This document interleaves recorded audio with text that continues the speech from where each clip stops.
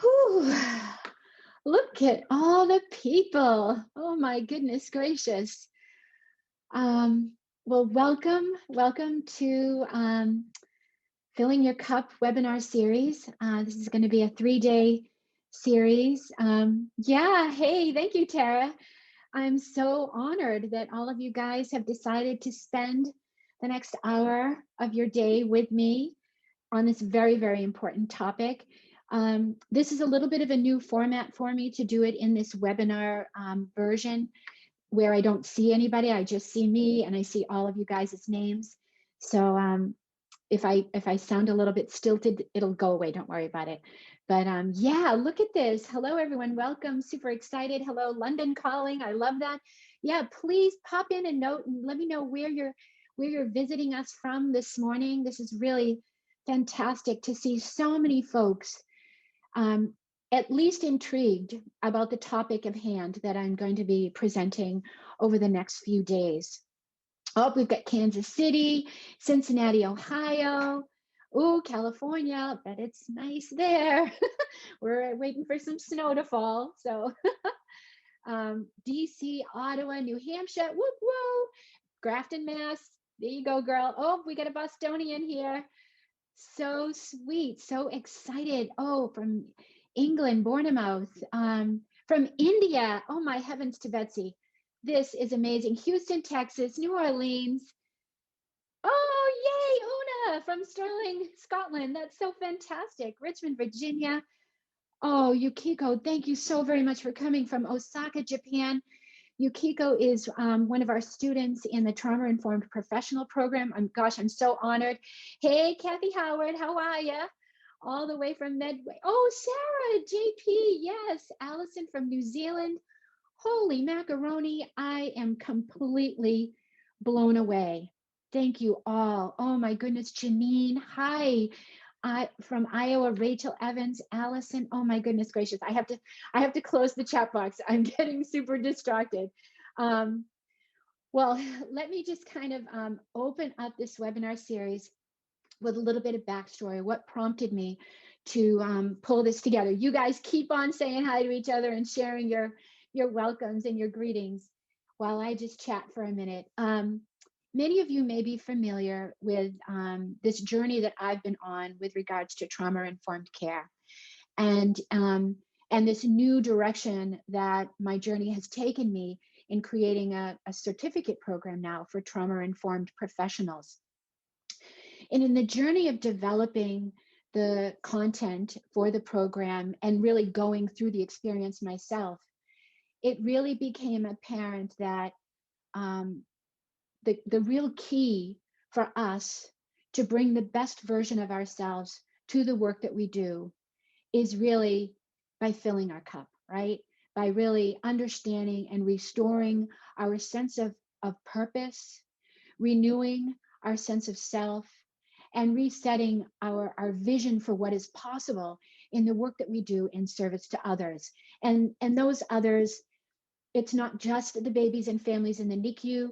They can be in any clinical setting, but the others can also be our colleagues, our family, the folks that we meet at the supermarket.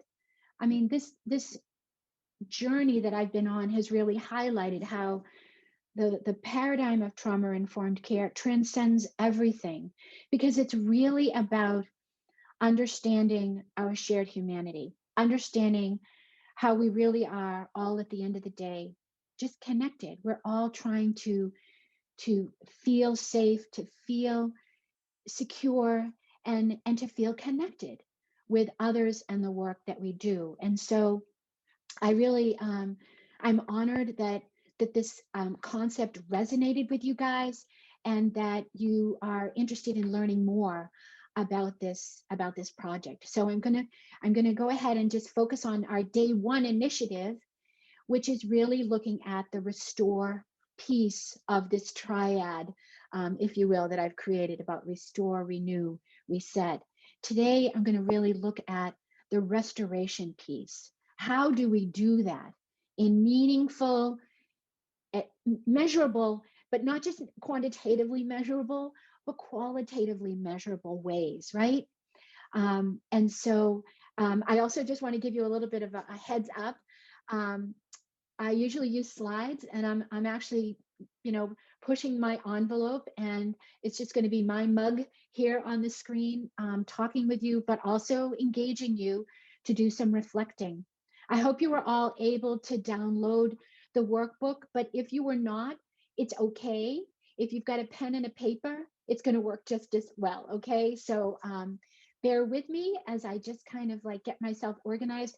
I've asked my colleagues Tara and Christy to help manage the chat room so that I'm not multitasking and being really a spaz. So I'm going to, I'm going to go ahead and start my presentation with, again, this is a CEU lecture or discussion. So let me just start by sharing with you my learning objectives for the next 3 days.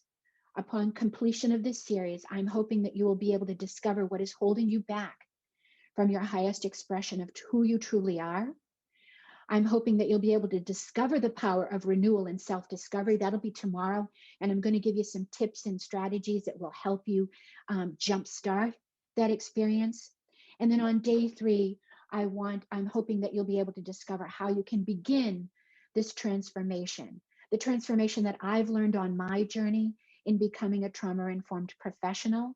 And I think the journey of many of the folks that are on this call that are enrolled in the program, the Trauma-Informed Professional Program, or who have contributed to the development of the program. I see some, Annette and other folks that really helped build this concept into a framework that's really tangible, measurable, and valid, right? I mean, that, it's cool to do new things, but if it doesn't stick, if it doesn't transform, if it doesn't really help you grow, then meh.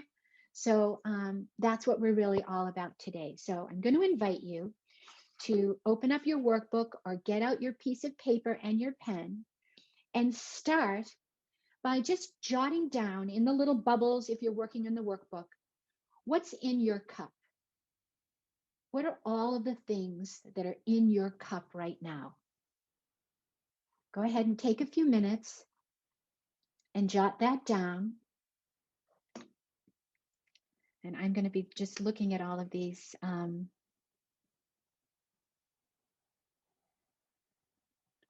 messages and everything while you jot down what is in your cup.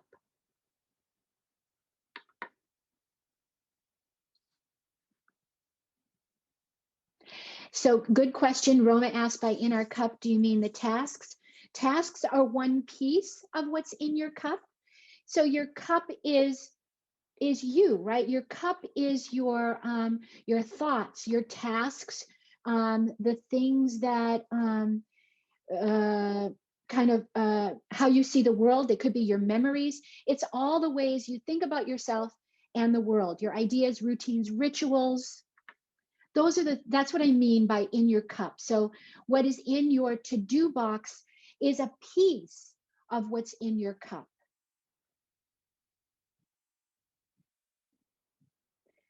Oh, thank you, Tara, for making that suggestion. And so as you're jotting down what's in your cup, I want you to select, when you're writing in the chat box, panelists and attendees.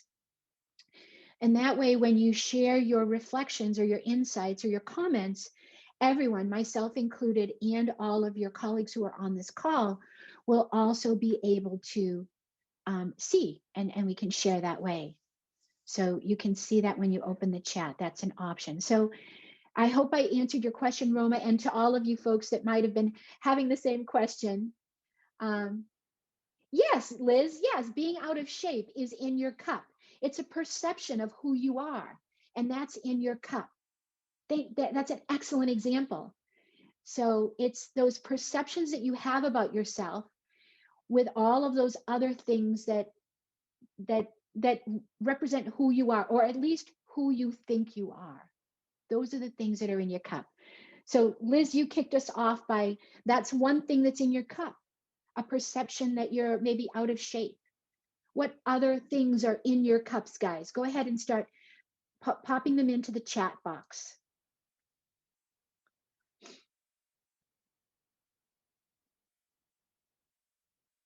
sometimes our identity, right? I mean, like what's in my cup is the perception that, that I'm a Mimi, I'm a grandmother, that's one of the things that's in my cup, that I'm an educator, that I'm insecure, ideas of change are in my cup. Yes, work and home, keeping it together, being a caregiver. Yes, all of these things are in your cups.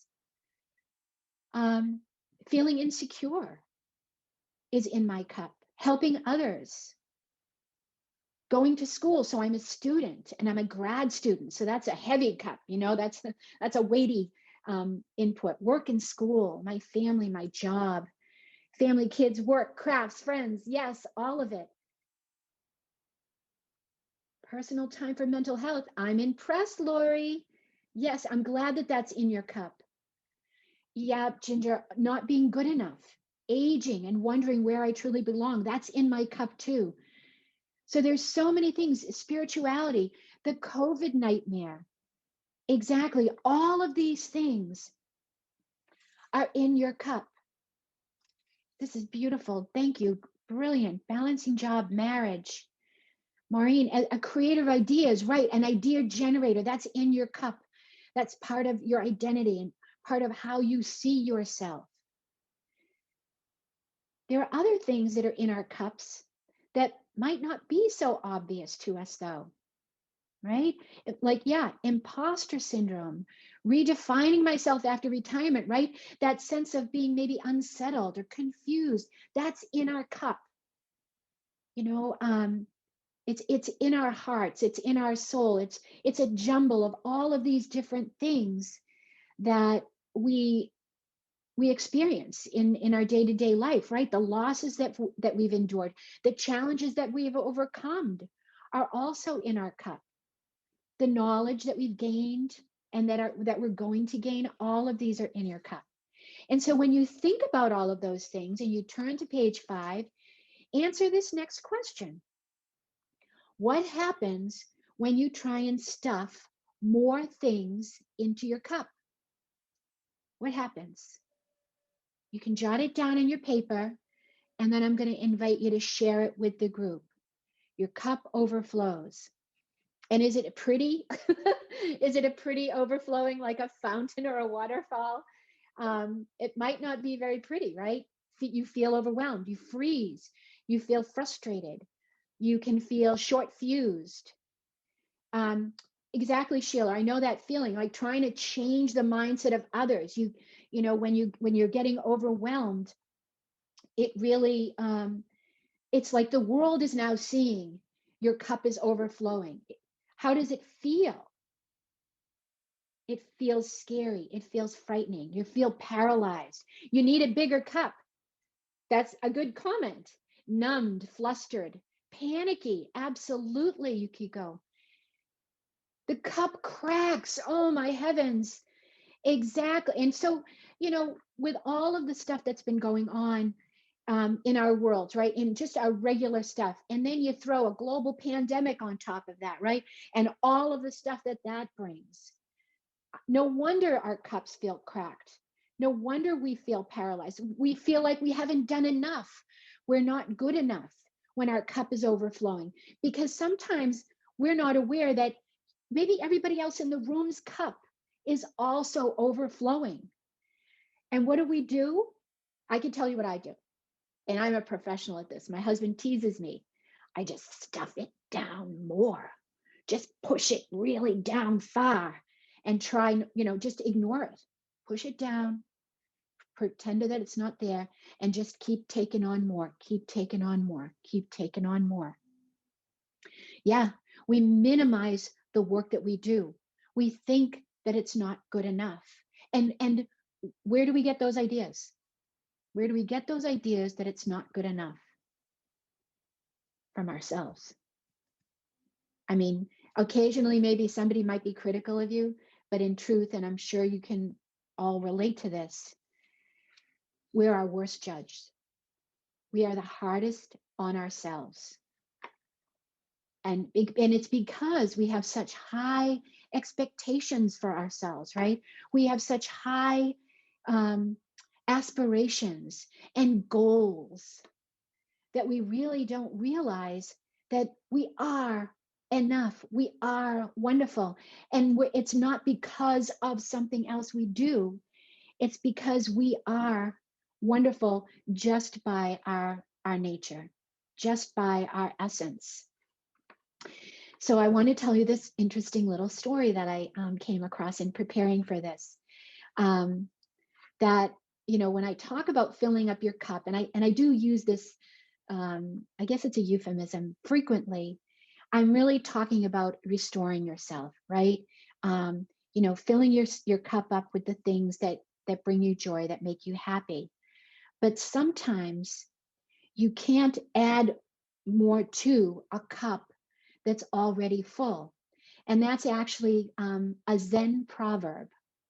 And the Zen proverb goes like this: before you try and fill up your cup, you first have to empty your cup. And the story is about this very, very wise man who comes to this priest and says, I want to know all about Zen. And so the teacher is listening to the person talk and is refilling his teacup. And as he's pouring the cup, he's letting the tea overflow onto the table where the teacup is. And the smart guy, the guy that came for the wisdom to get more knowledge, says, stop, stop, stop, the cup is full. And the master says, exactly. And you are like the cup. You are full of ideas. You are full of perceptions. You are full of all of this stuff. And so how can you add to that? You can't add to that, because anything you try to add actually kind of oppresses or suppresses what's already in the cup. What you have to do is you have to empty the cup before you can fill the cup up again. And this idea of emptying the cup really spoke to me in preparation for this, because I think of myself and I think of the journey, right, that I've been on in becoming a trauma-informed professional. That when I first started out and discovered, I just discovered the science. It was already there. I just tripped upon it, right? But when I discovered this for myself, I thought, oh my goodness, everyone must know this. And so I collected all of the research. I filled up my cup with all of the research and I poured it on everyone and thought, if I just pour this on everyone, then they'll change, right? They'll do it differently, because it's so obvious that we need to respect the trauma experiences of those that we serve. But that didn't happen. That didn't happen. I mean, many people were intrigued by it, found it compelling, but it wasn't enough to make the changes that were necessary to eradicate the trauma experience. And I was originally focused on the baby, right? In my clinical setting, I was originally focused on that. And I thought, well, what is that? Why aren't people taking this information and changing? And lots of things came to mind, right? Nobody likes to be changed, right? I mean, we all want to come to things in our own way, make our own discoveries, make our own transformations. And so I started to appreciate that shoving it down people's throats was probably traumatic and not an effective way of helping them engage. And so I started on my own personal journey then. So how do I help people internalize this understanding? And the journey took me to a place where I had to unbundle. I had to empty my cup. And when you empty your cup, it's not like a teacup. You just boop and it's empty, right? You have to process what you're taking out. You have to look at it and try and understand why was I holding on to this? What relevance does this have in my life? And I began to unbundle my own trauma, my own experiences that have created the woman that you see before you today. My own experiences in childhood, that formed my impressions of myself and the world around me and what I had to do in order to survive in the world and to be seen in the world, and all of the experiences that kind of follow suit, just like yourselves, right? We all have a story. We all have the story of ourselves that is an invitation for us to read, right? And you read it by unbundling it and looking at it, not in a begrudging way, but in almost a disconnected way, to really understand the lessons that your story is trying to share with you.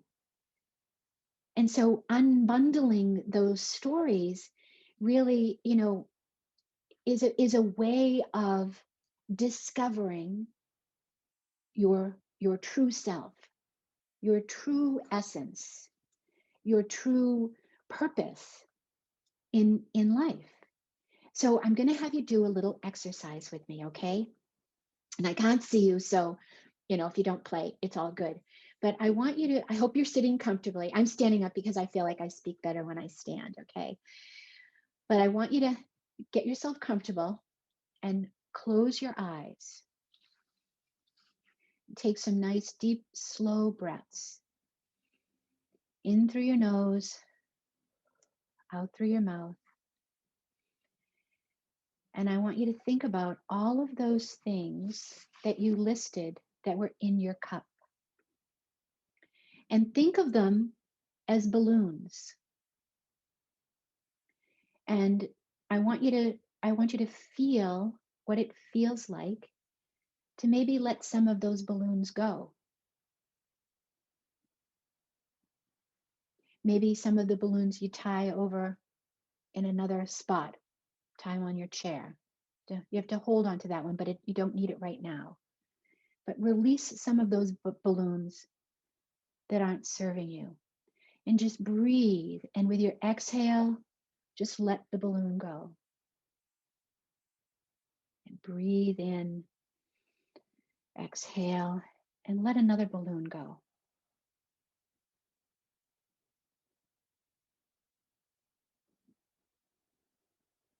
Now open your eyes.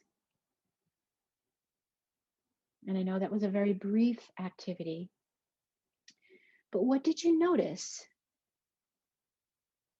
when you let the balloon go?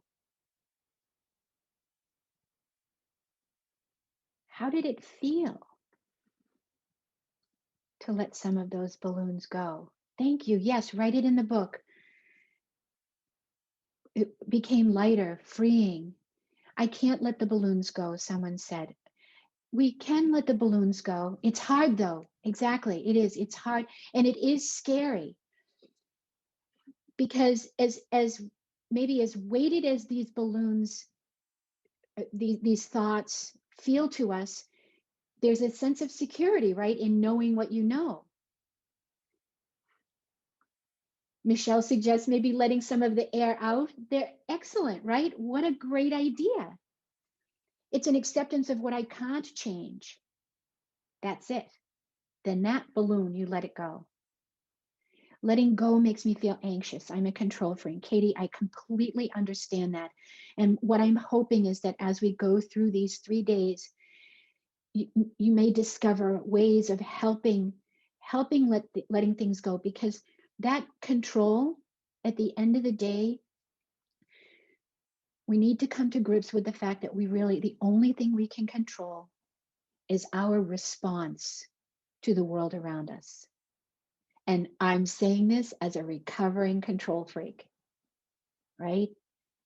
We have to really come to grips with the fact that whatever you think you're controlling, it's an illusion that you have. And it's actually a barrier that keeps you from discovering the highest expression of who you are. It keeps you actually from allowing yourself to be restored by filling your cup up with those things that ignite you, that make you feel alive, that make you feel joyful. Hand off some projects, and it's okay for them to do it differently. Oh my heavens, Yes, that's exactly it. If you don't keep the balloons, who will? Will the tasks get completed? Laura, this is the question. Is it your job? And I don't know what are in your balloons, right? But is it your responsibility? Because we hold a lot of balloons that belong to other people. And when we hold on to those balloons that belong to other people, we're actually taking away an opportunity that they have to grow and expand and become the highest version of who they can become. When we hold all the balloons, it's disempowering to those whose balloon it really is, right?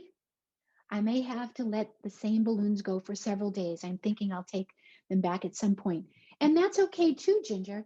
The whole thing is that you get to decide, but to make a decision when your cup is crammed, stuffed, packed with more stuff than Kata has liver pills. I don't know if you know that expression, but too much stuff.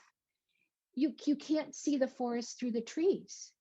We get lost in this sea of doing and tasks and responsibilities that aren't even our responsibilities, that we lose sight of what it is that we are really here to do in the world, with our patients, with our families, in our life. And that's really what I've discovered, in doing this journey to becoming trauma informed. And I think, to be honest, all of what you're writing there, those are all the things that I've felt, said, and believed for quite a long time. And it wasn't until, I really decided I needed to unbundle. And I'm going to tell you right now to just prepare. When you do start unpacking and emptying your cup, it's going to hurt. It's going to feel uncomfortable. It's going to feel scary. It could make you cry. It and that's okay, because what I've also learned with this thing about trauma and being wounded is that if we don't process what those experiences are, then just like a wound that we have that festers, our pain, our wounds will fester within. And when they fester within, just like you become septic, right? What happens when someone gets septic? They could die, right? Without the right treatments, without the right interventions, without the right therapies. And so for us to avoid our own septic shock, if you will, we need to unbundle. We need to unpack the wounds.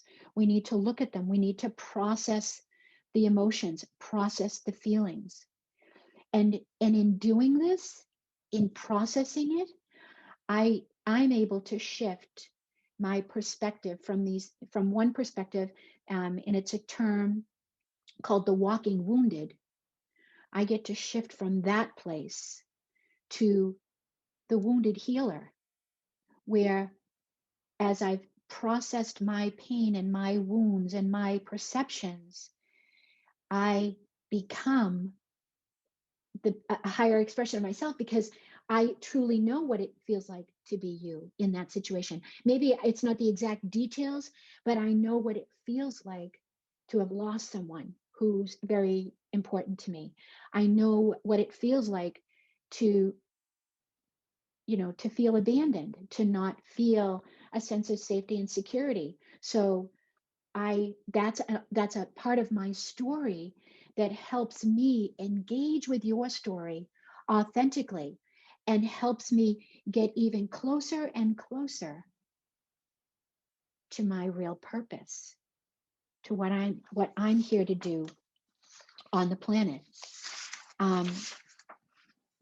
I want you to take a peek on page 7. So I've made a reference to this a couple times, and I'll read it for the folks that don't have their workbook. It's a quote from a really great book that we use here at Caring Essentials. It's called Transformational Speaking. It's by Gail Larson. And the quote is, "Your story is a gift to others, a unique tale that only you can tell because you lived it." And so I want you to take a moment and just write down, How is your story a gift to the world? Take a few minutes and I'm going to scroll through these comments over here. Your story is a gift to others. Thank you, Tara. A unique tale that only you can tell because you lived it. I understand what you're saying, Kyle. That I feel as if I can't empty the cup or know how to empty it. And I let me have you write down how your story is a gift, Kyle. And I'm going to come back to that. I'm actually going to write that down so I don't forget.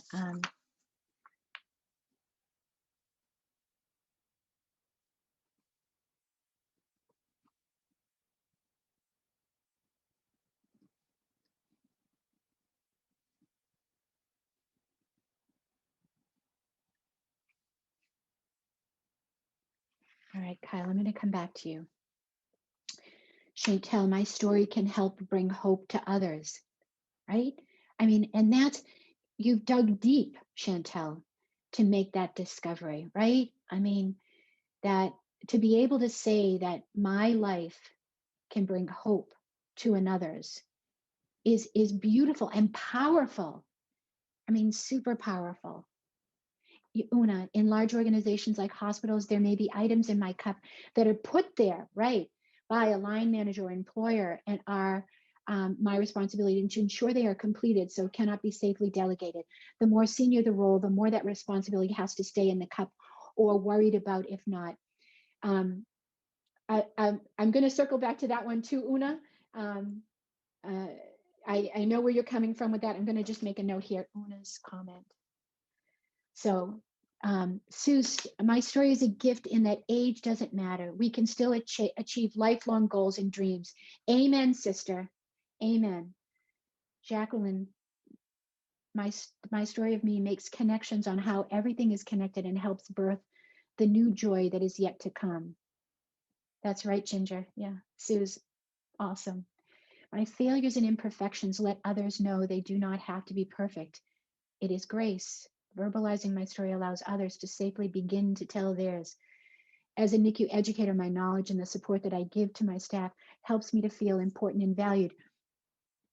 I hear that, Katie, but can I tell you, you're important and valuable regardless of your role. This is a story that we tell ourselves, and I'm right there next to you, sister, because I felt that the measure of my value was based on my how many degrees I could get, how much how much education, how much knowledge I could curate and shove into my head and be this fountain of, oh, I know that, I've read that, I know this, and that made me feel confident. That gave me my identity.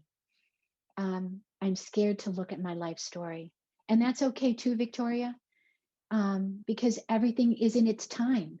As I move through this, what I'm hoping that you discover is first our shared experience, right? It's not just one person on this call that's having this experience and making these discoveries. These are discoveries that are relevant to everyone on this call, and to be honest, relevant to humankind across the planet. And so it's really important, particularly for those of us that are healers, that are healthcare professionals, to really become familiar with our story.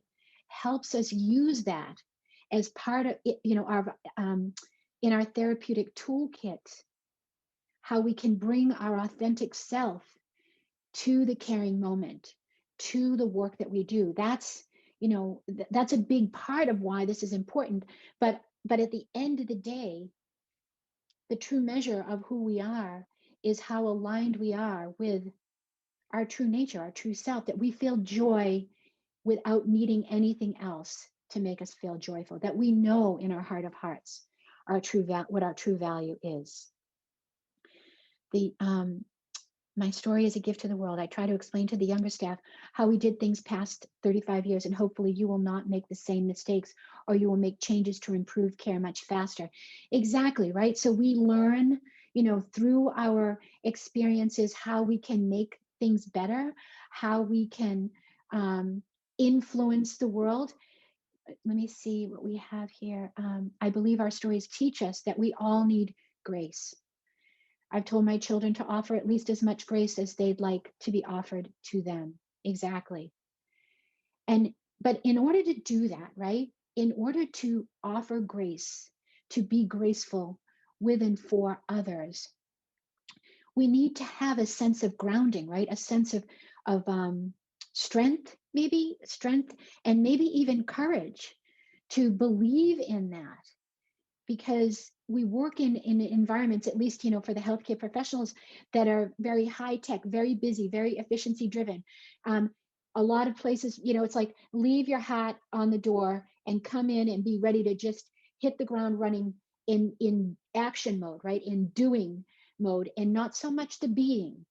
But I think what we have now is this opportunity to shout out loud that it the people that we're serving, we as humans, we need more than something done to us. We need to feel connected. It's that being piece that is so critical. My story is that it's okay to try new things. Beautiful, yes. Provide strong examples of kindness and support. My daily goal is to smile. And all of these, they're absolutely beautiful. They're absolutely right on point.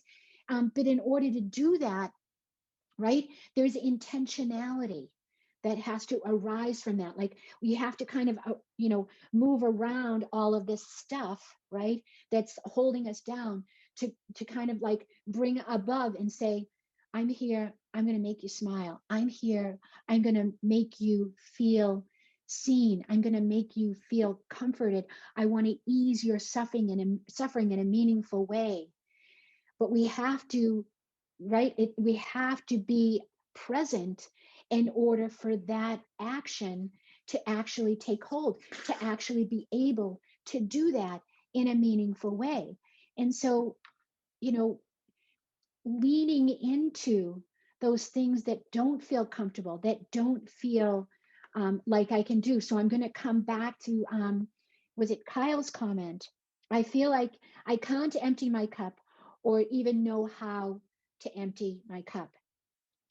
And that's okay. That's a natural part of the journey to becoming the highest expression of yourself. It's recognizing that, maybe your cup is overstuffed, maybe your cup is too full, that everything seems important, and so we hold on to everything because we're not sure, is this mine, is this yours, is this, oh my heavens, I can't process it. And so it's a slow journey, and that's what it's supposed to be, because you want to be attentive to and attuned to what it is that you're letting go and what it is that you're holding on to. You want to make sure that the things that you're holding on to serve you in some way. And sometimes, the experiences that we have, there are nuggets within the suffering. There are nuggets within our wounds that we want to hold on to. I'm not going to let that go, because that reminds me that we've all been wounded. But I'm not going to let that wound consume me. I'm going to hold it. I'm going to hold it with love, and it's a memory that serves me in the work that I do, right? It's aligned to my purpose. For example, right? I'm a nurse, and I don't know how many nurses are on the call, but from a nursing perspective, I think one of the things that drew me into nursing, that this was the path I was destined to take. I do believe that, and I think it's from wounded experiences, right? I mean, not that all nurses are wounded, right, and not that all non-nurses aren't wounded. I'm not trying to say that, but in the woundings that I've experienced in my life, and we've all experienced woundings to various degrees, all of us. It is part of the human condition, and to believe that you do not have a wound is is is an illusion. We all have wounds, and we need to look at them, and we need to appreciate them, and we need to, what Laura Vandernoop Lipsky, who's a social worker and she's the author of the book called Trauma Stewardship, what she suggests is that we metabolize our wounds. And just like metabolism, right? You excrete what you don't need and you hang on to what's good out of a wound, for example. Or she uses the word trauma. And so I want you to think about, those things. I don't know how to empty my cup. Then I'm going to invite you, Kyle, to come tomorrow because I'm going to talk about some strategies that are going to help you slow down, step off of the hamster wheel, and reconnect with what is in your cup, because it can feel good. Oh, you're most welcome, Kyle. You're most welcome. Because this is a process. I mean, it would be so wicked awesome, okay, if I could just say, oh, just do this, this, and this. You'll feel great, right as rain, right? Take 2 cookies and call me in the morning, kind of a thing. But it's the greatest wealth that we uncover when we do the work is priceless. I mean, you can't lose those lessons because they're gold. They help you be that shining light in the world, not because you're the smartest person, not because you're the most technically proficient, and not because you're the craftiest person and you bring in all of the whatever the crafts. It's you. It's simply and exclusively you. And it's in doing this that you are able to restore your your sense of purpose to yourself. To go back to the empty cup proverb, um, the master, the Buddhist master, says that what you want to do is you want to go back to the beginner's mind, right? And so let's do another little exercise, okay? Um, when you were a beginner, what, when you just graduated from, say, nursing school or medical school, or when you graduated from whatever studies that you did, that you decided this is how I want to move through my life in this profession. Not that you have to stay in it for the rest of your life, okay? Change is wonderful and all that kind of stuff, and growth. But maybe that first time when you graduated, and your head was probably full of goodness and wonder and transformation and limitless possibilities. Is that fair to say? How did you feel when you first graduated school? Share a few thoughts. Yes, yes, you're on top of the world, ecstatic. The world was your oyster, optimistic, exactly.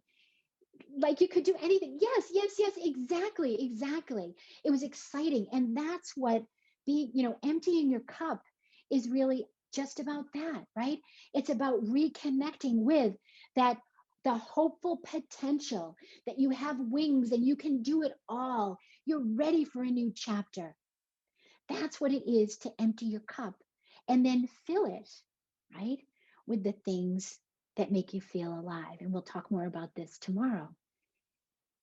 I felt awesome. I could accomplish what I was told I would never do. Exactly. And so you can see now from that place where you were and what you just described in the chat box to maybe where you are now. Is there a difference? Is there a difference in that level of optimism, energy, hopefulness, excitement, ecstasy, possibilities? Do you do you notice that? Is there a difference in how you feel now as compared to then? How would you describe how you feel now?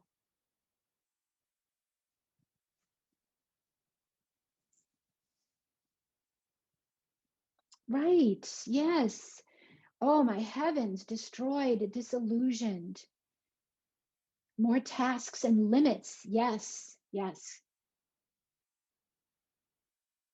Deflated, like I can never do enough. The healthcare wheel runs so slowly, monotonous, right? And so again, this is it, and this is the reason why I wanted to do this webinar series with you guys, okay? Because I get it, been there, done that, and it's not a great feeling. And so I've always been looking for, how do I get back to that place where I feel like I'm making a contribution, where I feel like I'm making a difference, where I feel empowered, where I feel re-energized, where all of my experience actually has brought me to a new level. I had that beginner's enthusiasm, but can't I have the proficient, or I'm going to across Benner's, advanced, beginner, competent, proficient, expert scale. But, as we grow, right, we're continually evolving. There's no end point, right? It's not like you're there, I mean, you can be there for a little while, but then, everything happens and you get bored again and you want to keep going. And so it's really up to us. I mean, we're the only ones that can do this, right? I can't unbundle you. I can't make you feel energized. You have to do the work. You have to be the one that's going to empty out your cup and look at it. What have I been holding on to that for? What is this really serving me? And when you really take it out, and only maybe a little bit at a time, right? You might want to write this down. It's from my mother-in-law. An inch is a cinch, a yard is too hard. And I know I have a bit of an accent. I hope that you understood what I said. And for people that use the metric system, I apologize. I don't have a corollary to that rhymes, but you understand what I mean, right? It's baby steps. It's taking those small steps to begin to unbundle yourself. You push to do more and it's not enough, and they ask you to do more. Exactly. And so, in the wise words of Brene Brown, right? What does she talk about on one of her more recent Facebook posts is boundaries. And sometimes we feel so disempowered that we feel that we can't put up boundaries, that we're here. I'm a sacrificial lamb and I just have to take it and keep doing it because it's the golden handcuffs and I can't go and get another job. I just have to keep on keeping on. But that's an illusion. That's false.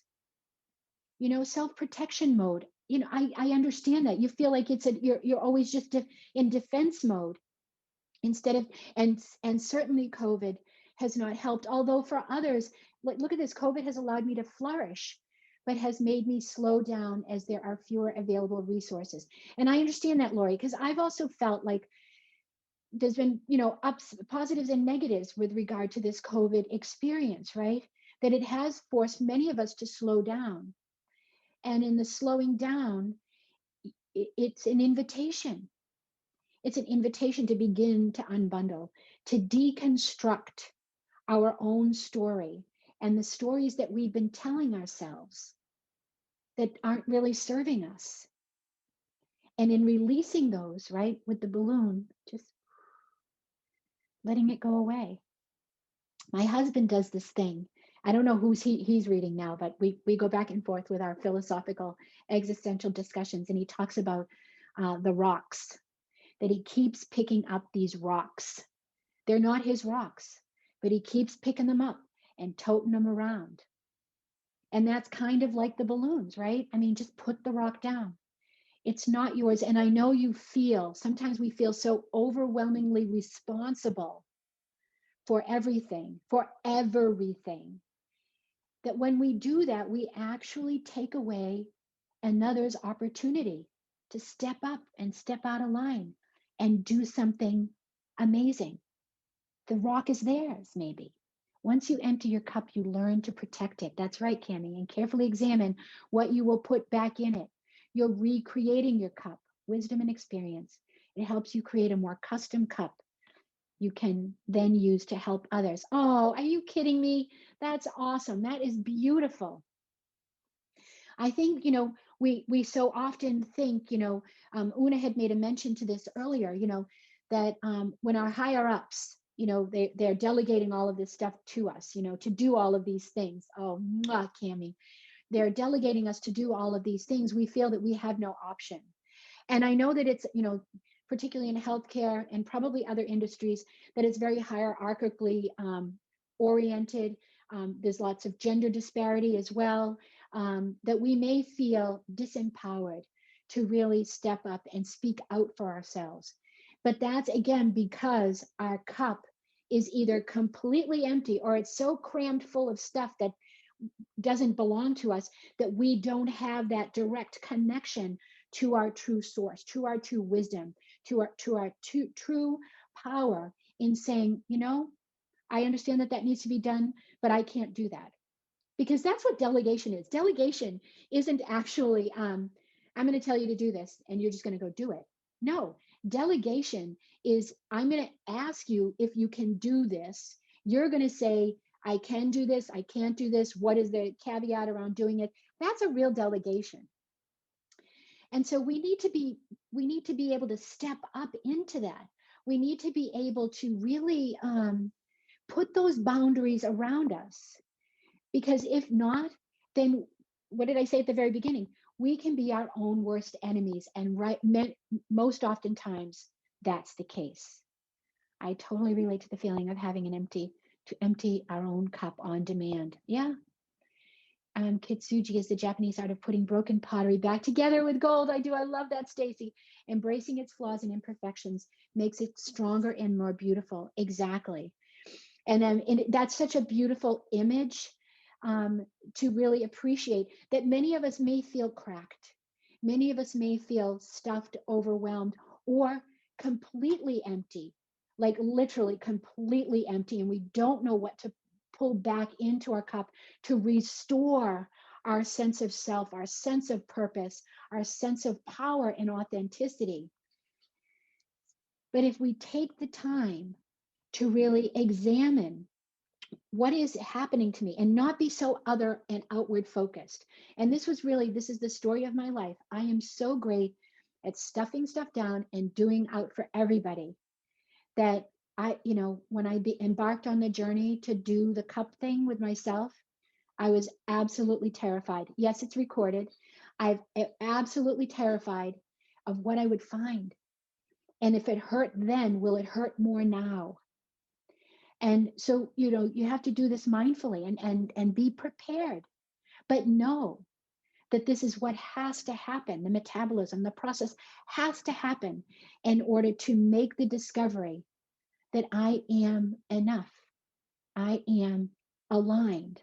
I am restored to my essence as an amazing human being and part of this amazing human community, with the intention of serving others, not though to the deficit of myself, but to serving others through myself, with myself, and really transform the experience of others. That the goal, and I'm going to put it on you guys, but this is the goal of Caring Essentials, is to create a kinder, more connected, and compassionate world, just one moment at a time.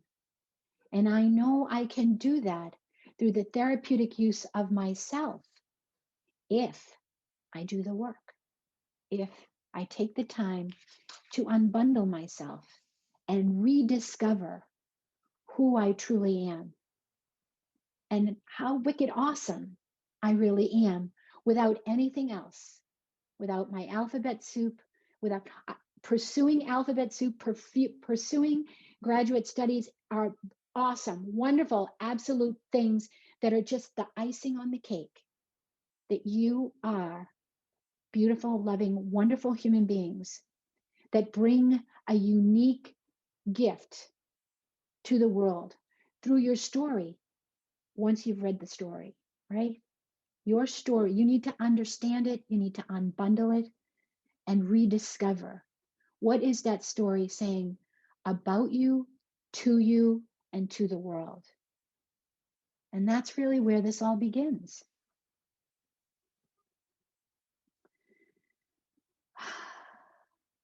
So how are you guys all doing? This has been an amazing chat experience. I hope you're getting something out of this. I see overwhelmed. Okay, Victoria. And I don't, oh, you're most welcome. I want you to feel overwhelmed, but in a way of overwhelmed, I'm going to do something about this. Overwhelmed and compelled to take action. Not overwhelmed. I don't want you to feel like overwhelmed. Oh my gosh, I'm getting buried alive kind of a thing. Let's take a moment, all right, before we close out this session, to sit in the chair, get comfortable, all right, put your spine nice, and make sure that you're in good postural alignment. And just close your eyes and just begin by taking a breath. Just take a breath in. And on the exhale, I want you to release any overwhelmed energy, any stressful energy. Just release it on the exhale and watch it float away. And on the next breath, you're going to breathe in. It's refreshing air. It's the air that you love to smell, whether it's that mountain air or seaside air or the smell of the city. You're going to breathe that in, let it wash over your entire soul, and then let that stress and overwhelm just expel it. This is a very similar process to unbundling your cup, to just really releasing that feeling that I can't do this. I can't let go of the balloons. I'm not asking you, don't have to let go of the balloons right now. You don't. I'm just going to invite you to just let these words slowly permeate your being and hopefully let them rest just so gingerly, okay? No pressure in your heart. And just let them sit there for a little bit, kind of like a tea, like let it steep a little bit. And I'll be interested to see how this tea steeps when you come back tomorrow and we transition from this discovery of the importance of restoration to strategies for renewal. What can you do now to move the dial a little bit closer to home base, to yourself, to your core, to your heart, and to your soul? Moving closer and closer to becoming more trauma informed for yourself and for others. I love you guys. Thank you so very much. I'm happy to take on any questions that you may have. This will be recorded, and I'll be following up this afternoon with an email and access to the recordings. The recordings, you'll only have access to them though until Friday. So, and I'll share this with all the folks that registered but were unable to attend. So if you do want to catch these and you're not able to come, just make sure that you watch them by Friday, because then they'll be off. Okay. Thank you so very much. I'm so grateful to all of you for your time, for your patience, just for everything. You've been absolutely amazing. I'm going to take a picture of the attendance list because I don't want to miss out on the drawing for everybody to be eligible for the gift, the surprise gift that we're going to have for everybody. So hopefully I'm getting everybody here. Thank you so very much. Love you all. Oh, great. That's smart, putting your name down there. That's brilliant. Because I will get the chat box. So yes, put your names in there. Whoop, whoop, whoop. And we'll be doing the drawing on Wednesday afternoon. So be sure to keep your eyes peeled on your email for Thursday. Okay, guys? Thank you. Oh, yes. Yep. Keep them coming. I'm not going to shut this down until I get everybody's name there. Thank you, guys. Keep them coming. Yes. And have a wonderful day. Have a wonderful day. Oh, Teresa, thank you. Janice, awesome. Priyanka, thank you. Mel, Una, mwah, Una, I got your email today. I'll write back. Kevin, hey, haven't seen you in a dog's age. Liz, oh, so glad you could join us. Oh, Lainey, hey. Teresa, Jody, oh my goodness. Look at all of you guys, huh? Thank you very, very much for spending your time with me. I really appreciate it. Sally, hey. All right. Your smart cookies putting all your names in there. There you go. Oh, Priyanka, no worries. Hey, Diana, thank you so much. Okay. I think I've got everybody. All right.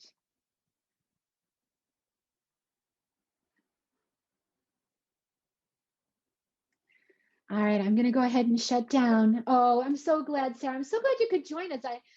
I see you on the Facebook, but this was really awesome that you came. I really appreciate it. Hope you can come to the next two. Mwah. All the way from Scotland. I know, Nicola. I'm psyched that you came. Have to get this message out, right? Will we be able to reread the comments? Yes, I'll post to the chat comments as well. Thank you for suggesting that, Roma. Oh, I've got a hand raised. I'm so sorry. I'm Priyanka. If you want to speak, you can go ahead and speak, but I apologize. I'll get better on this tomorrow, and we'll have I'll have lots of experiences to get more organized. Mary Sullivan, hey, how are ya? There you go. Good, everybody. Everyone's saying goodbye. Thank you so much for joining me. I'll send an email out. All right.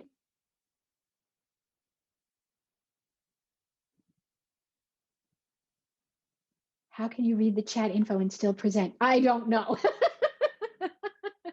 Thank you. Thank you for seeing that. Hopefully it felt not too, like a bumpy road, but you're very gracious. All right.